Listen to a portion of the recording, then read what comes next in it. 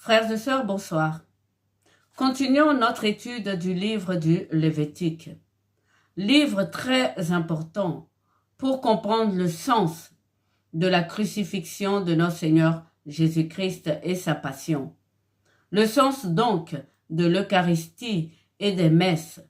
Le sens de la communion au corps et au sang du Christ. Pour comprendre cela, il faut comprendre d'abord quels sont les sacrifices qu'ont fait les Lévites.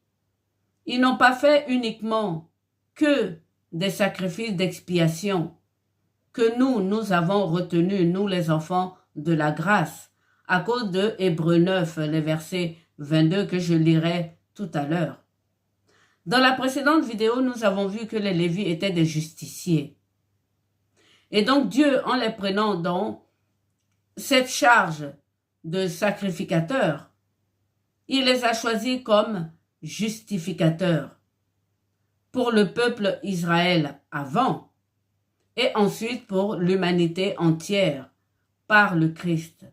Car le Christ est le fruit de tous leurs sacrifices qu'ils faisaient dans le temple.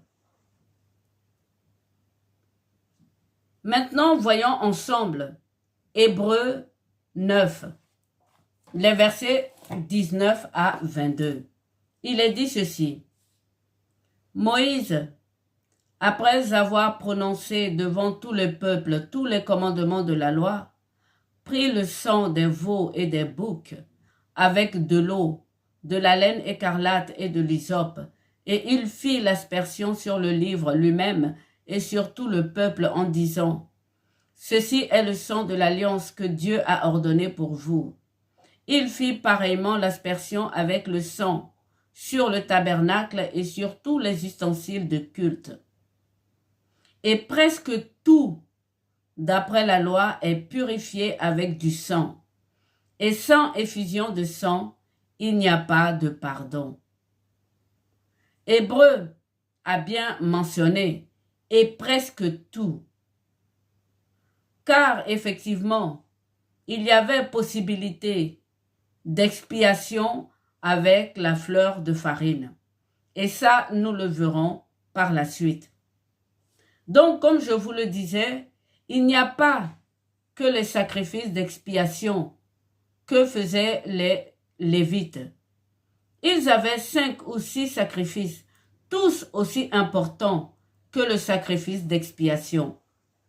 Il y avait les holocaustes en premier, et ça pour obtenir des faveurs. Il y avait les offrandes pour avoir le souvenir, la mémoire. Et ça, ce n'était pas avec le sang, ce n'était pas non plus avec la chair des taureaux et des boucs. Il y avait le sacrifice d'action de grâce. Maintenant, nous avons le sacrifice d'expiation que nous connaissons en 4e position. Et il y a le sacrifice de culpabilité, frères et sœurs, qui est différent du sacrifice donc d'expiation. Et en 6e position, et c'est très important, c'est la Pâque. C'est le premier sacrifice qu'ils ont fait pour sortir donc d'Égypte. Donc vous voyez, frères et sœurs, qu'il y a différentes sortes de sacrifices avec différentes significations, tous autant importants. Mais avant de rentrer donc dans notre étude pour voir ces différents sacrifices, il faut d'abord que nous sachions que ces sacrifices étaient sacrés. Sacrés par le feu et par l'eau. Je dis cela pour que vous compreniez bien qu'aujourd'hui dans le monde, il y a d'autres sacrifices. Mais ces sacrifices sont différents avec celui d'Israël. Commençons donc par le propitiatoire. Qu'est-ce que c'est pour vous le propitiatoire? Pour faire simple, c'est la présence de Dieu parmi le peuple d'Israël. Donc le propitiatoire était très important. Il n'y a pas de sacrifice aussi important, aussi saint, aussi justificateur que celui d'Israël à cause de la présence du propitiatoire. Le propitiatoire ordonnait aux Lévites et donc à tout le peuple d'Israël de consumer la plupart des sacrifices.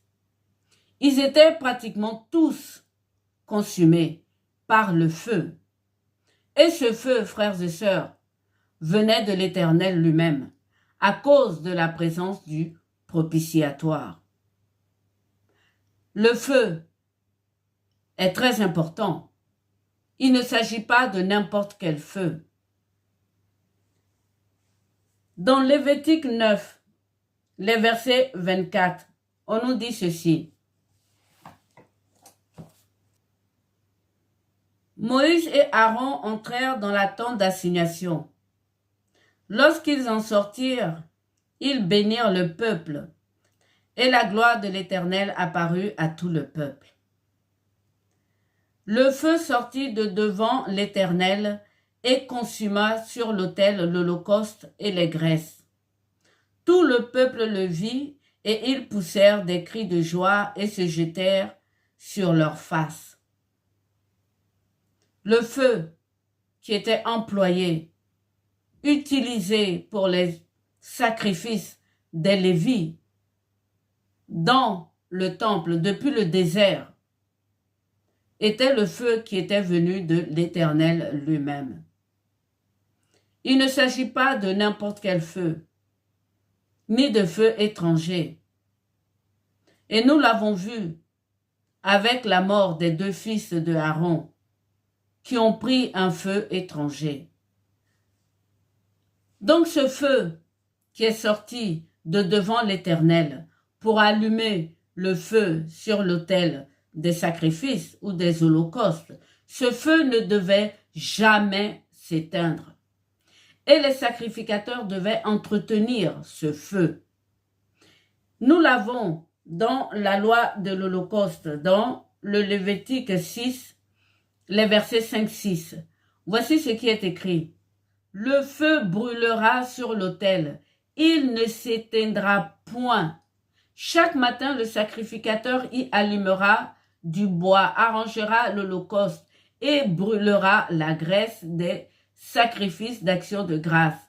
Le feu brûlera continuellement sur l'autel, il ne s'éteindra point.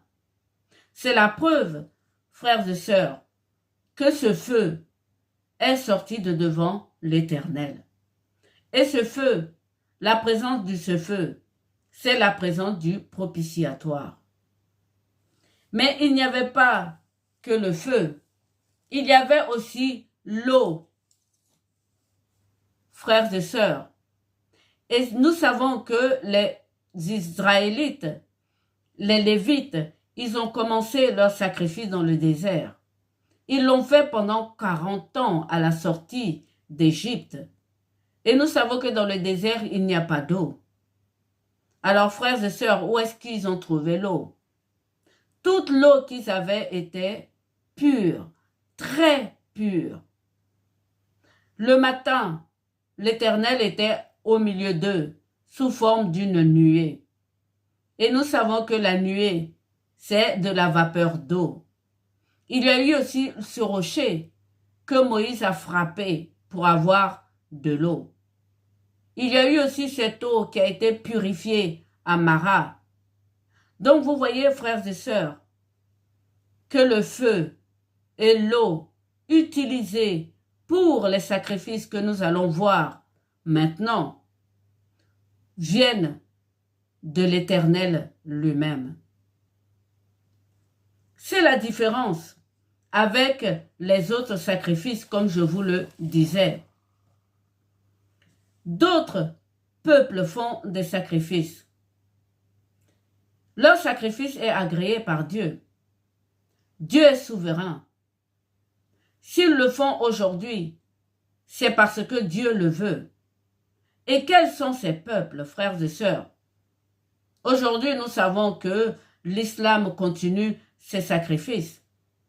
Et nous avons vu que dans la précédente vidéo, le sang parle. Dans Daniel 11, les versets 41, il nous est dit ceci, que lorsque l'Antéchrist va commencer sa persécution et qu'il va étendre tout le mal qu'il faisait jusqu'à Israël, les peuples de Moab, d'Édom et les fils d'Ammon seront arrachés de ses mains. Moi, je pense que cela est dû à la voie du sang de leur sacrifice.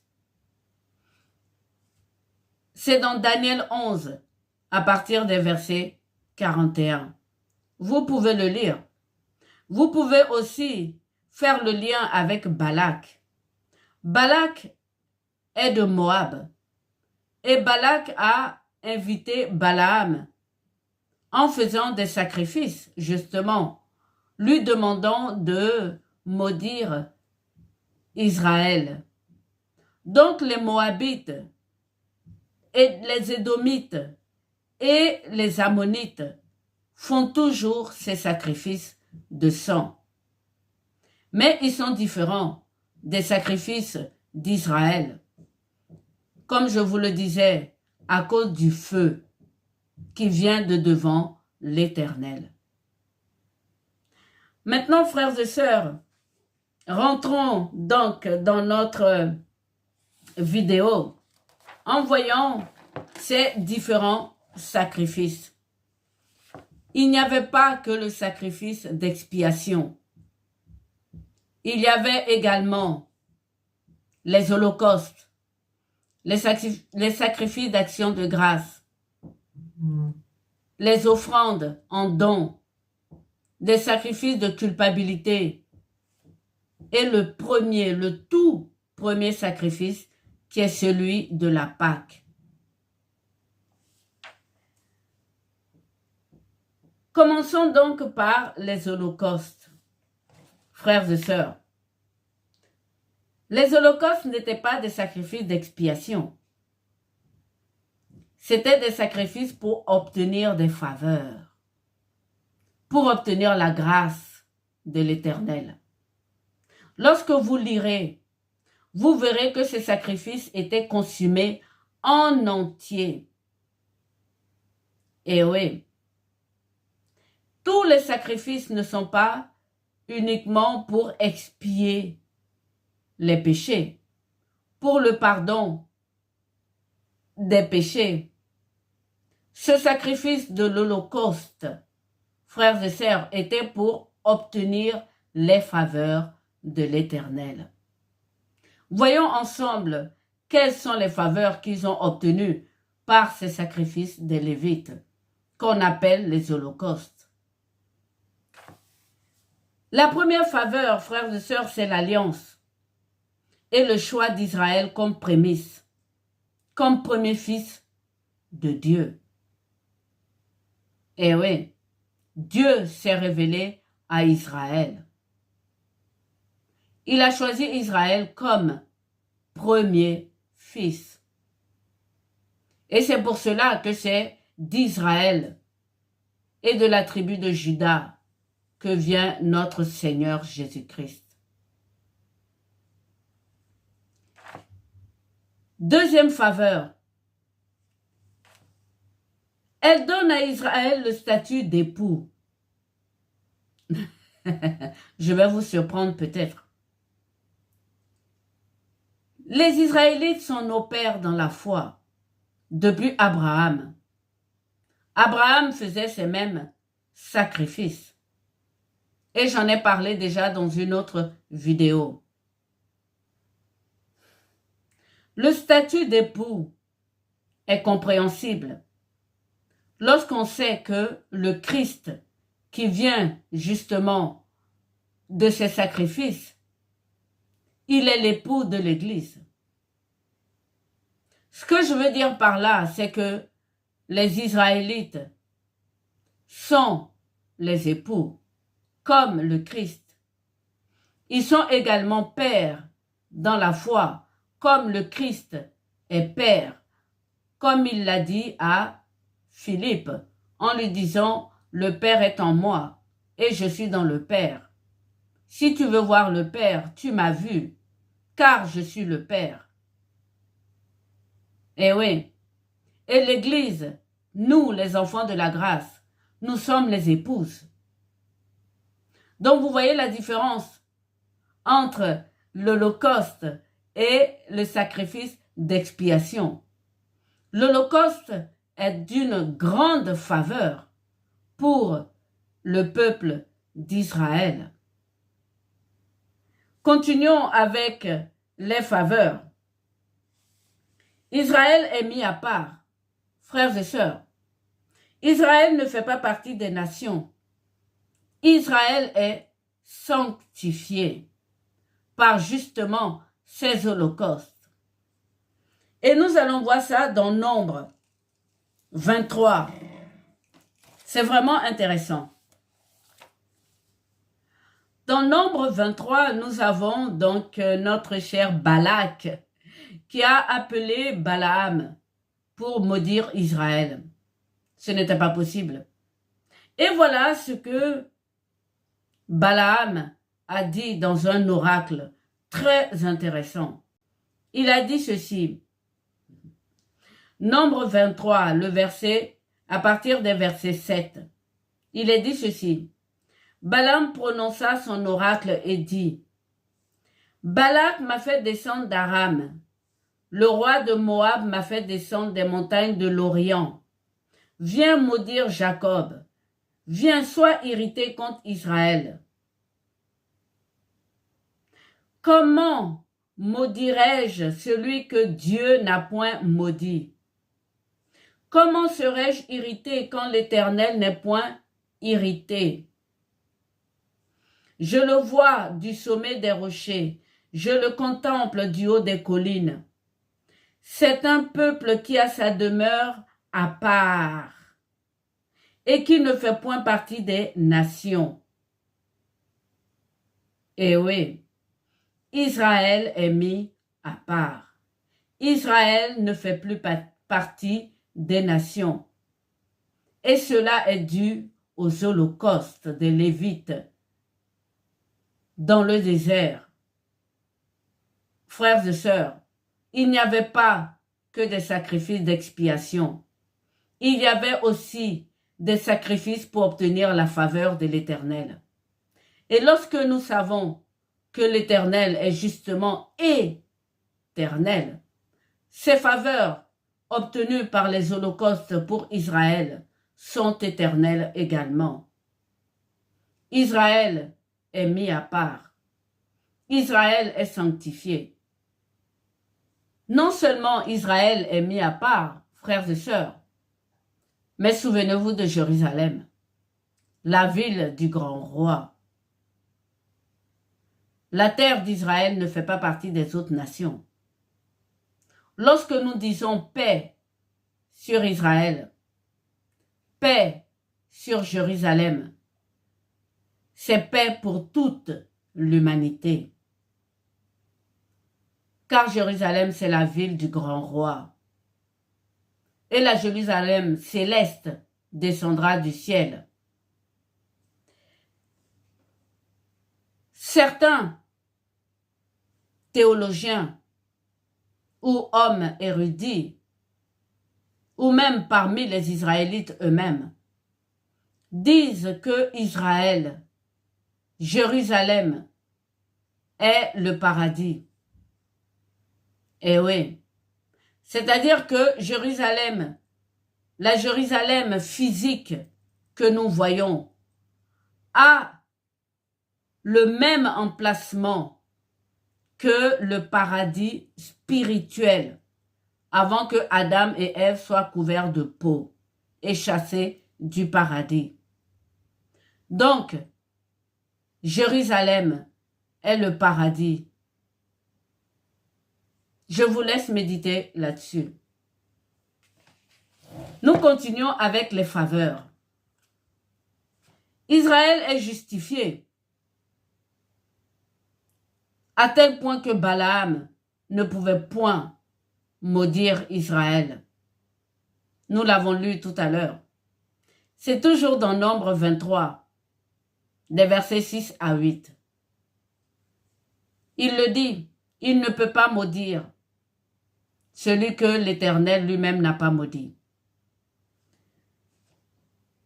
Continuons avec les faveurs. Israël est protégé définitivement par l'Éternel. Et ça, c'est par la suite. C'est dans Nombre 23, le verset 23. Il est dit ceci: l'enchantement ne peut rien contre Jacob et la divination contre Israël. Les évangélistes connaissent bien ce verset, mais il est pour Israël. Et Israël a obtenu cette faveur par les holocaustes. Je vous le lis en entier. À partir des versets 18. Balaam prononça son oracle et dit: lève-toi, Balak, écoute, prête-moi l'oreille, fils de Sibor. Dieu n'est point un homme pour mentir, ni fils d'un homme pour se repentir. Ce qu'il a dit, ne le fera-t-il pas? Ce qu'il a déclaré, ne l'exécutera-t-il pas? Voici, j'ai reçu l'ordre de bénir. Il a béni, je ne le révoquerai point. Il n'aperçoit point d'iniquité en Jacob. Il ne voit point d'injustice en Israël. L'Éternel, son Dieu, est avec lui. Il est son roi, l'objet de son allégresse. Dieu les a fait sortir d'Égypte. Il est pour eux comme la vigueur d'un buffle. Et oui, il protège Israël. L'enchantement ne peut rien contre Jacob, ni la divination contre Israël. Au temps marqué, il sera dit à Jacob et à Israël quelle est l'œuvre de Dieu. Et oui, frères et sœurs, cela fait partie des faveurs grâce à l'Holocauste. Continuons donc avec la dernière grâce, c'est celui du salut. Et oui, Israël a obtenu le salut. Ils seront tous sauvés. Les Lévites ont été tous élus pour être des sacrificateurs. Ce sont des justiciers. Pour que vous compreniez, j'ouvre une petite parenthèse ici. Le Christ, avec les chrétiens, a appelé beaucoup, mais il y aura peu d'élus. Ce qui n'est pas le cas des Lévites. Ils sont tous appelés et tous élus. Je ferme la parenthèse. Voyons donc dans Ésaïe 54, les versets 17.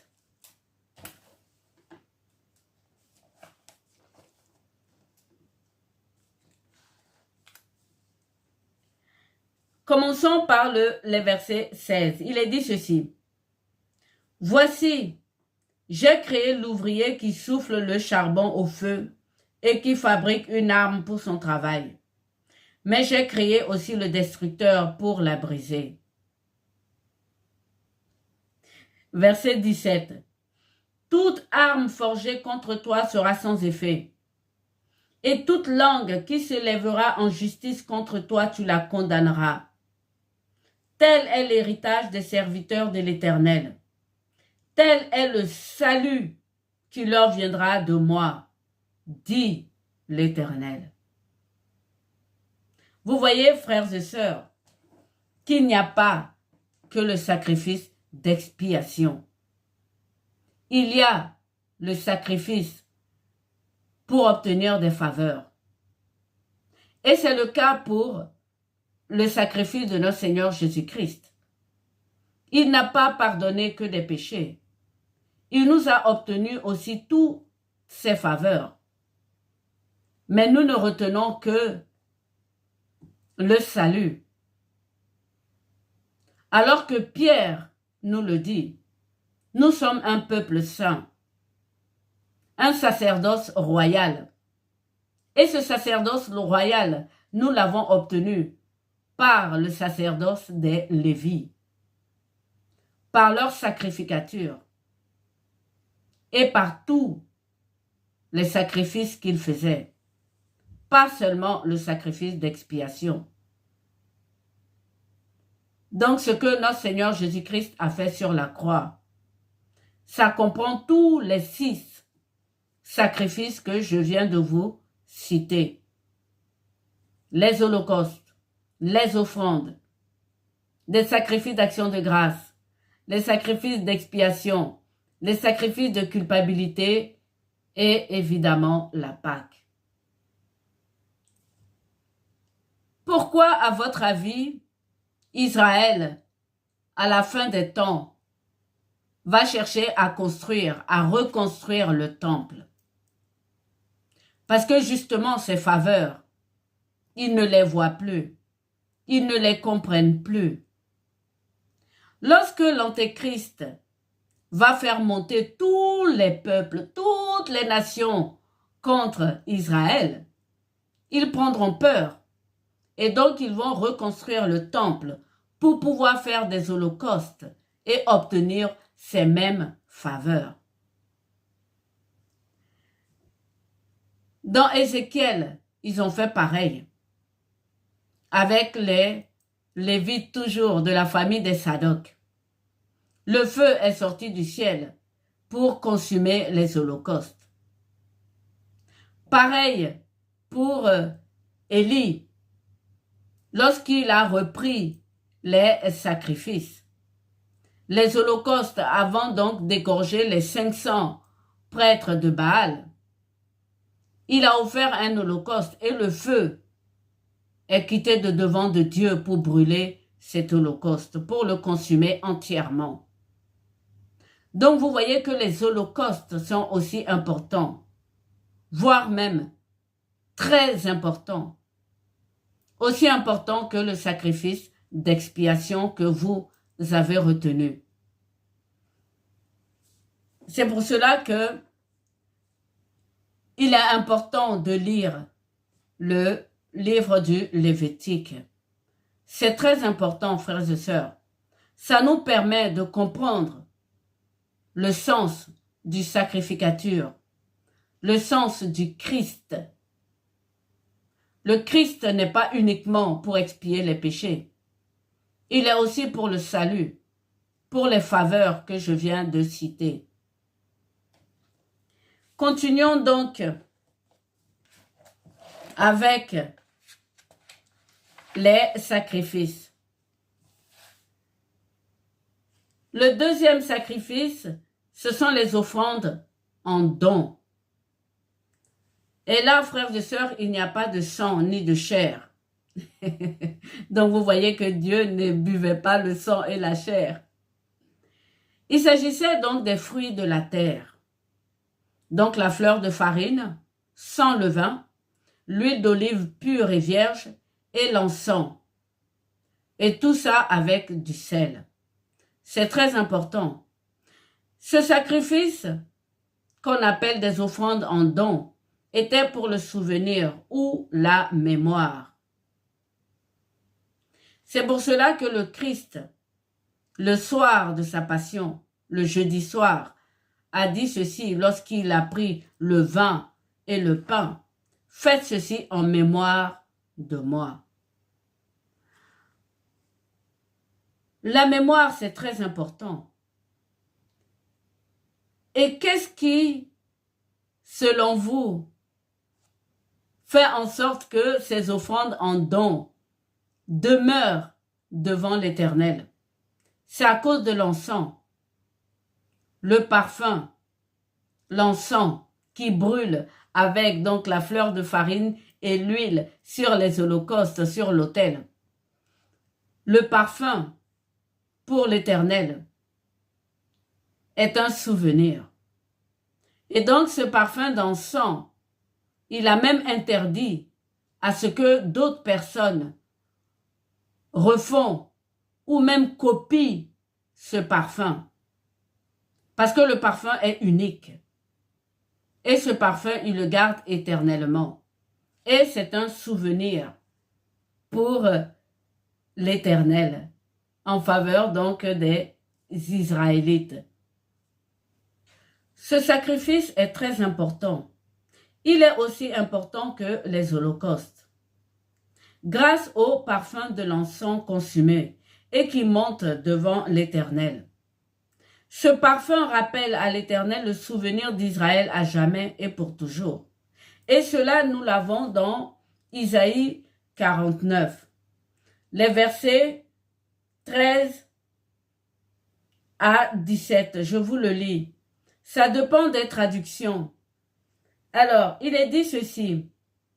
Isaïe 49, verset 13. Cieux, réjouissez-vous, terre, sois dans l'allégresse, montagne, éclatez en cris de joie, car l'Éternel console son peuple, il a pitié de ses malheureux. Sion disait, l'Éternel m'abandonne, l'Éternel m'oublie.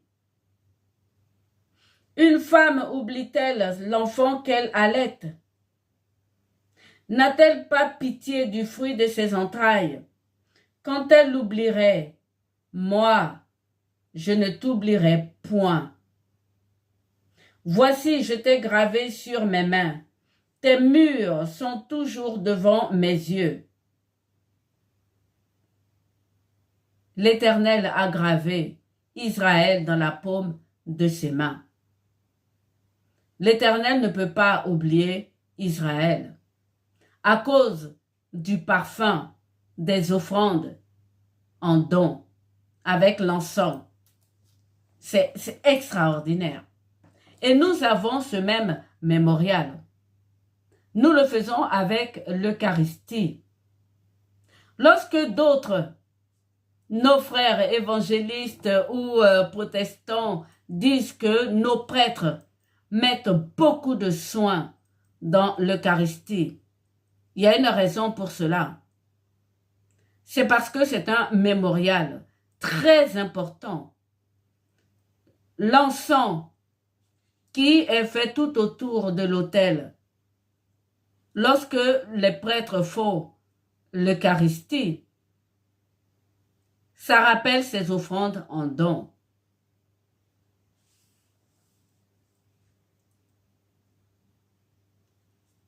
Pourtant, avec les problèmes qui vont advenir, comme je viens de le lire, si on va dire que l'Éternel l'oublie, et donc ils vont reconstruire ce temple bientôt, ça fait partie du dessein de Dieu, frères et sœurs. Ça fait partie du dessein de Dieu. Continuons avec le troisième sacrifice. C'est celui des actions de grâce. L'Éternel est fidèle. Ça, on l'entend tout le temps par les évangélistes. Dieu est fidèle. Et donc, le sacrifice des actions de grâce, c'est pour fidéliser aussi. Mais comment cette fidélisation se fait-elle? Elle se fait par ceux qui reconnaissent le dessein de Dieu. Pour offrir des sacrifices, des actions de grâce à Dieu, il faut avoir la foi. Il faut avoir même une grande foi. Et donc les Juifs, les Israélites, ceux qui reconnaissaient le dessein de Dieu, offraient des sacrifices d'actions de grâce. C'était toujours avec le bétail, donc le sang. Mais ils n'étaient pas consumés entièrement. Ils prenaient que la graisse, les rognons et le foie. Ça, nous le verrons après, pour le brûler sur les holocaustes. Et donc, le sens des sacrifices d'action de grâce, c'est ceux qui reconnaissaient que cette sacrificature, bien qu'elle soit difficile, la vue du sang, offrir tout le temps du bétail, avait un sens noble pour Dieu, un sens sacré.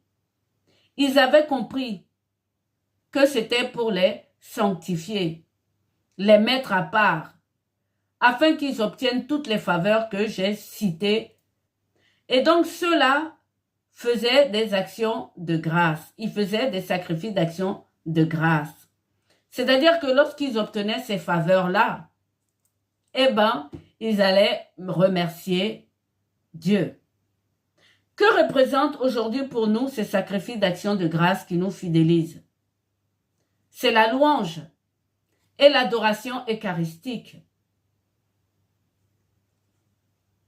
La louange est très importante. Et ça, les évangélistes le font très bien. Mais communier au corps du Christ aussi fait partie de ces actions de grâce, car il s'agit de fidéliser. Si vous voulez être fidèle à Dieu, témoignez que ce que Dieu fait est bon, que le dessein de Dieu est vraiment bon pour vous. Les actions de grâce, c'est cela. C'est un témoignage de fidélité. Lors des délivrances, lorsque les gens reçoivent de Dieu cette faveur de la délivrance, que font-ils? Ils témoignent. Et ces témoignages sont pour rendre grâce à Dieu, pour dire merci à Dieu. Donc vous voyez que les sacrifices d'action de grâce aussi sont importants. Dieu veut qu'on lui dise merci. Tous les jours, chanter sa louange. Voilà pour ce qui concerne les actions de grâce.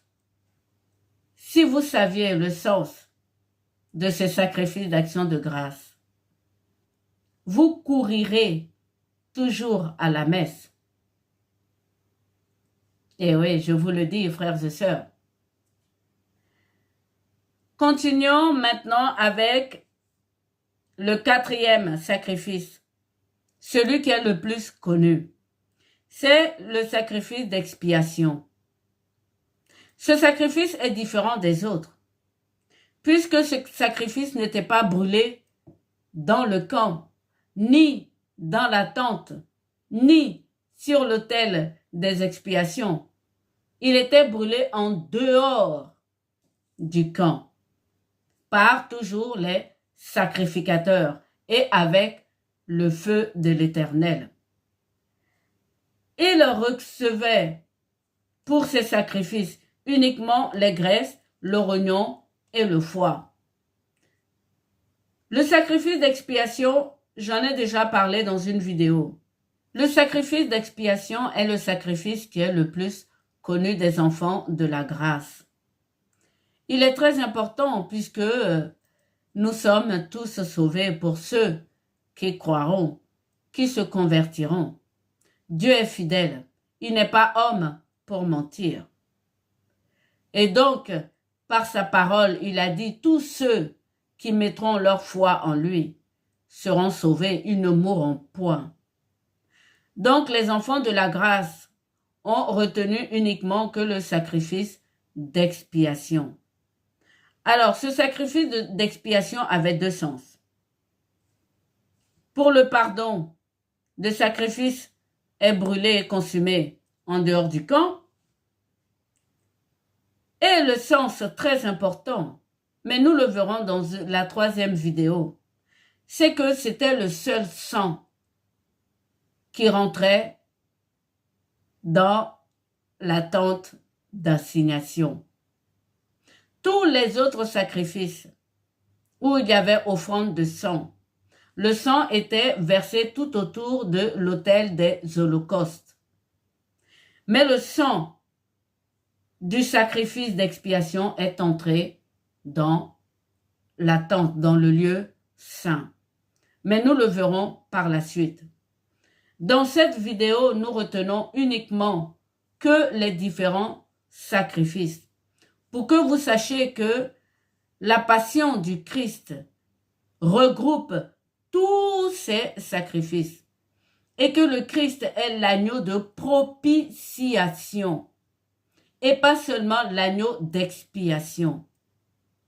Le propitiation vient du propitiatoire qui agrée tous les holocaustes, tous les offrandes en dons, tous les sacrifices d'action de grâce, tous les sacrifices, le dernier de culpabilité. Donc, lorsqu'on dit que le Christ est l'agneau de propitiation, ça veut dire qu'il est l'agneau qui remplace l'ensemble de tous ces sacrifices. Et non uniquement que le sacrifice d'expiation. Ce que je suis en train de vous dire maintenant, c'est que ceux qui communient régulièrement au corps et au sang du Christ ont les mêmes faveurs. La divination et l'enchantement ne pourront rien contre vous si vous allez communier régulièrement au corps du Christ. Voilà ce que je veux dire. Continuons avec le dernier sacrifice. C'est celui du sacrifice de culpabilité, le 5e. Il est différent du sacrifice d'expiation. L'expiation enlève le péché. Mais nous les hommes, nous sommes faibles, n'est-ce pas? Et Dieu, l'Éternel, lui, il est bon et généreux. Lorsque on fait l'expiation pour un péché, et que malgré tout ça, quelqu'un commet une faute contre les commandements de l'Éternel, et lorsque cette personne se culpabilise d'avoir commis cette faute, l'Éternel lui donne par ce sacrifice de culpabilité de revenir dans sa grâce. Et oui, frères et sœurs, le sacrifice de culpabilité est très important. Il est remplacé pour nous par la repentance et la confession. Lorsque l'on vous dit de vous repentir régulièrement ou de vous confesser, c'est pour enlever la culpabilité. Et ça fait partie des sacrifices que faisaient les Lévites dans le désert et dans le temple. Ça fait partie de la justification. Le sacrifice de culpabilité est aussi important. Et lorsque nous avons lu Hébreux 9, des versets 22, et presque tout, d'après la loi, est purifié avec du sang, et sans effusion de sang, il n'y a pas de pardon. Ce presque est important, frères et sœurs. Tout simplement parce que dans le sacrifice de culpabilité, on n'utilisait pas, surtout pour les pauvres, pour ceux qui ne pouvaient pas donner le gros bétail ou le menu bétail ou les tourterelles. Les plus pauvres pouvaient offrir de la farine, de l'huile, des gâteaux comme des offrandes, mais pas en don, mais en sacrifice de culpabilité. La différence avec ces deux offrandes, c'est qu'il n'y avait pas de parfum, il n'y a pas d'encens. Donc l'Eucharistie est une offrande en don. Et pour le sacrifice de culpabilité, vous avez la confession et le repentir. Maintenant, je sais que il y a beaucoup d'autres communautés qui ne font pas de communion au corps et au sang du Christ. C'est très important. D'autres le font une seule fois. pendant la Pâque. Et les autres ne mettent pas d'encens là-dessus. L'encens, c'est très important. Ce n'est pas moi qui le dis. C'est le sacrifice des offrandes en don. Il fallait qu'il y ait de l'encens sur les sacrifices. La Pâque est à part. La Pâque est le premier sacrifice qu'ils ont fait avant de sortir. Donc la Pâque est un sacrifice de délivrance et non d'expiation des péchés. La différence entre la Pâque et le sacrifice d'expiation, c'est que le sacrifice d'expiation, frères et sœurs, nous l'avons vu, la victime est brûlée en dehors du camp et le sang entre dans le lieu saint. Alors que la Pâque, les Israélites ont mangé l'agneau. Les Israélites ont mangé l'agneau entièrement. La ceinture à leurs reins, chaussés des sandales. Le sang, ils ont mis le sang sur les linteaux de leurs portes. Mais nous le verrons tout ça dans la prochaine vidéo. Je conclus donc cette vidéo sur les sacrifices pour vous dire que le sacrifice du Christ regroupe tous ces sacrifices. De la Pâque, le premier sacrifice, en passant par les holocaustes, les offrandes en dons, les sacrifices d'action de grâce, les sacrifices de culpabilité et les sacrifices d'expiation. Tout ça est compris dans le sacrifice unique du Christ sur la croix. Il est important d'aller à la messe, frères et sœurs, et de communier au corps et au sang du Christ. C'est une question de fidélisation au dessein de Dieu et à la parole de Dieu. C'est également une question de rendre grâce pour ce que le Christ a fait pour vous. Lorsque le Christ dit « À mon retour, trouverai-je la foi ?» Tout comme Israël qui oublie que Dieu ne l'oubliera jamais. Les enfants de la grâce ne vont plus à la messe pour communier au corps et au sang du Christ.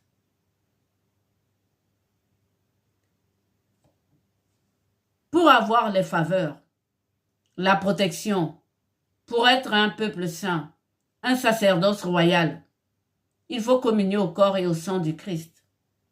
Il faut faire mémoire du sang et du corps du Christ. C'est très important. J'ouvre une petite parenthèse ici. L'Éternel a bien compris au désert que la peau et les difficultés de la chair nous font perdre mémoire. Et donc il a demandé aux Israélites d'attacher sur eux une sorte de fil bleu sur le côté pour qu'ils se rappellent toujours ce que l'Éternel a fait pour eux. La mémoire est très importante. Je ferme la parenthèse. Les Lévites sont des sacrificateurs justiciers de la loi et des commandements de l'Éternel. Et ce sont eux qui ont formé le corps du Christ. Et c'est ce que nous verrons dans la prochaine vidéo.